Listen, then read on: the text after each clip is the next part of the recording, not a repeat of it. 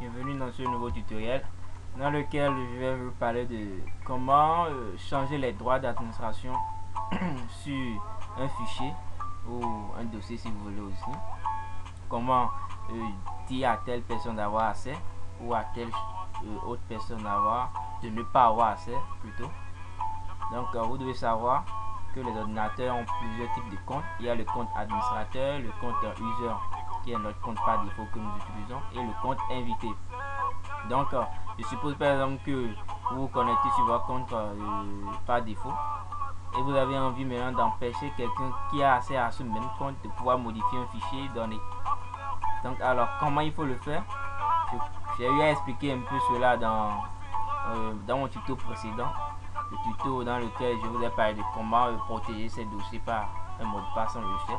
J'ai eu à expliquer un peu comment le faire. Donc dans cette vidéo, je vais juste vous montrer comment modifier ces droits d'utilisation d'un fichier, comment modifier les droits d'utilisation d'un fichier avec le CMD.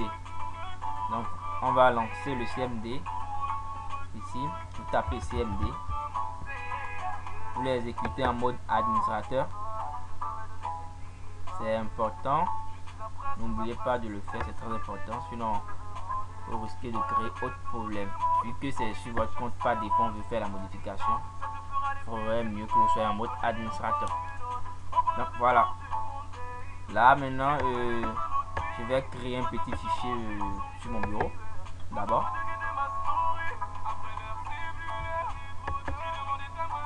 Je vais le nommer par exemple AZT. Voilà, à l'intérieur c'est vide, j'essaie d'écrire n'importe quoi là. Voilà, je vais l'enregistrer. Maintenant je vais le protéger de telle sorte que en enlevant rien que les droits d'utilisation qui est sur ce fichier pour ce compte. Donc comment faire? Première des choses, je dois d'abord aller dans comment dirais-je, je dois écrire ici au niveau de la console le chemin qui mène vers le fichier AZT. Donc je mets CD slash d'abord, voilà, pour revenir en arrière. Maintenant je mets CD user slash Kenita, car c'est le nom de mon compte sur lequel je vais me connecter par défaut. Maintenant j'écris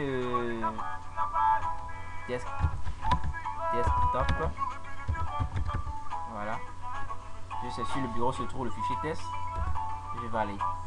Voilà, on va faire dire pour pouvoir voir si le fichier est bel et bien là. Défiler.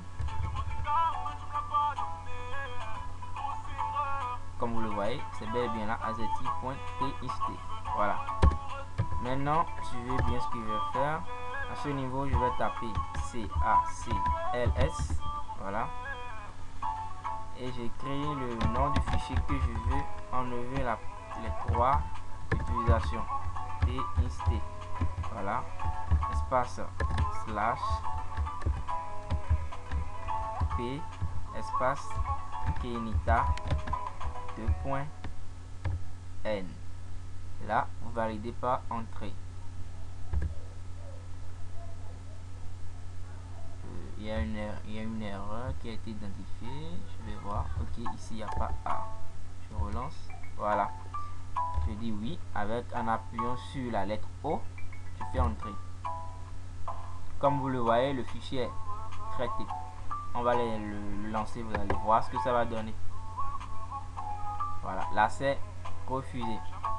Donc là, nul ne peut voir le contenu de ce fichier s'il ne ramène pas les droits d'utilisation que le compte sur lequel vous êtes connecté a assuré. Donc là maintenant, n'importe qui va allumer votre ordinateur, se connecter sur ce compte ne pourra pas lancer le fichier. Maintenant, comment faire pour ramener ces droits d'utilisation sur ce fichier? Tout simplement, vous revenez toujours dans la console, vous vous assurez que vous êtes toujours sur le bureau. Maintenant, qu'est-ce que vous faites cette fois-ci? Vous tapez ICACLS, le nom du fichier azeti.txt espace slash recette. et vous validez par entrée un fichier correctement traité. Voilà, on va maintenant l'exécuter pour voir. Ouvrir. On va l'ouvrir. Donc, cette fois-ci, on a accès maintenant au contenu du fichier. Comme vous le voyez, c'était les tests et les lettres que j'ai eu à frapper au hasard. Donc, ça marche bien. Donc, voilà un peu ce que je voulais vous expliquer. Ici, c'était juste un petit tutoriel sur comment modifier les droits d'utilisation sur un fichier. Donc, vous pouvez vous amuser à le faire chez vous. C'est aussi simple que ça. Et au lieu de vouloir protéger tout un dossier, tout un fichier, comme je l'ai dit dans mon tuto précédent, si cette fois-ci c'est un seul fichier que vous voulez protéger, pas la peine de vouloir faire la même chose. Vous n'aurez qu'à juste modifier les droits d'utilisation sur ça, c'est fini. Là, vous êtes sûr que personne ne pourra ni le supprimer, ni le modifier, ni voir le contenu. Donc voilà un peu. On se dit à la prochaine pour d'autres astuces. Merci. Et n'oubliez pas de vous abonner aussi et d'aimer aussi mes vidéos et de poster aussi vos difficultés. Je serai là pour vous aider à les résoudre.